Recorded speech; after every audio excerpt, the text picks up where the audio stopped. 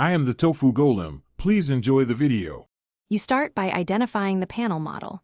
This tells you which controller board fits. Once done, order the exact LCD controller kit and a 12V19V power supply that matches the board.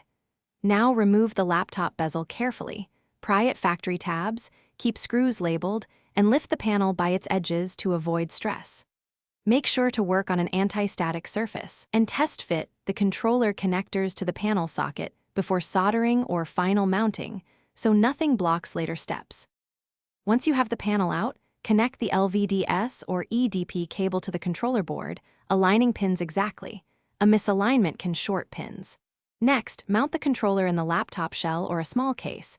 Use standoffs to prevent shorts and tape to stabilize ribbon cables. Then connect the backlight inverter or LED driver leads and the board power input. Make sure to keep cables flat. Sharp bends stress ribbon wires. After that, plug HDMI and power, but do not power on until screws are snug. You now power the assembly and observe the screen. The backlight must come on first, then the image. If the image is skewed or no signal appears, stop and check voltages with a multimeter at the board power pins. Confirm 12V19V as required. Once image is stable, adjust OSD and scaling, then mount the panel into the case using foam pads or brackets so cooling vents remain clear.